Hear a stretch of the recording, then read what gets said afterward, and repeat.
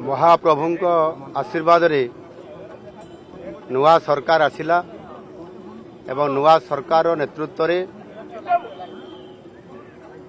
नुआ ओडिशा गठन करिवा पई समृद्ध ओडिशा गठन करिवा पई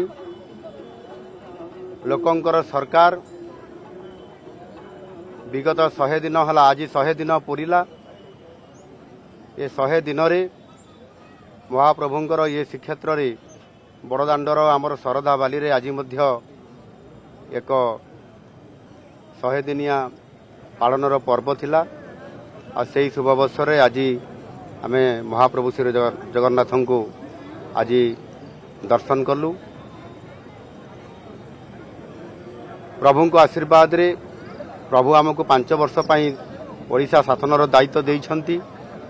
एवं विगत 100 दिन रे प्रभु को आशीर्वाद रे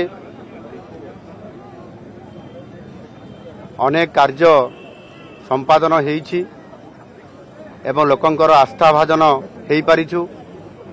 लोक माने हमको आशीर्वाद करूछंती एवं लोक माने किभଳି भाबरे न्याय पाइबे ओडिशार केमिति विकास हबो एवं आगामी 5 वर्ष रे नुआ ओडिशा गठन करिवार एवं समृद्ध ओडिशा गठन करिवार जो विकासर रास्ता बाहरी ताहा आगेइबो सेति पय महाप्रभु को निकट रे प्रार्थना करिछु। महाप्रभु निश्चित भाव रे हमको आशीर्वाद करिसंती एवं आगामी दिन रे ओडिशार विकास भारत वर्ष रे सर्वश्रेष्ठ हबो आ सेति पय प्रभु को निकट रे प्रार्थना जणैछु। प्रभु निश्चित भाव रे हमको आशीर्वाद करिसंती एवं ओडिशा रे सुशासन हबो ओडिशा रे विकास हबो ओडिशा रे लोकन को न्याय मिलिबो ए कथा प्रभु को निकट रे मु प्रार्थना करिछि। प्रभु निश्चित भाव रे आशीर्वाद देइछंती। सर 100 दिन आपनकर इस्ताहार जहा थिला ता भितर निश्चित भाव रे किछि आपन प्रतिनिधि पालन करिसंती आगामी 1000 दिन पई आपन आगामी दिन पई कोन वर्तमान महिला सशक्तिकरण महिलार जो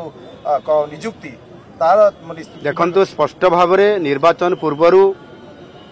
आम दलर शीर्ष नेतृत्व से माने घोषणा पत्र रे पॉलिटिकल मैनिफेस्टो रे बा आमर संकल्प पत्र रे आमे ताकू लिपिबद्ध करी लोकंक पाखु जाइतु सेतरे स्पष्ट अछि ये 5 वर्षर ये मैनिफेस्टो रे समय अनुसार आवश्यकता अनुसार ओडिशार विकास क्षेत्र रे समस्त योजना गुड़िक घोषणा हबो एवं घोषणा मध्य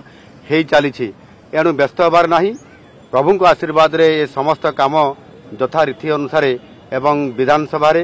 एवं सरकारंकर कैबिनेट रे सरकारंकर नीति स्पष्ट भाव रे समय अनुसार हेबो सेति पई निश्चित भाव रे सरकार सजाग अछंती एवं लोकंकर काम करिया पई सब बळे सरकार रेडी अछि।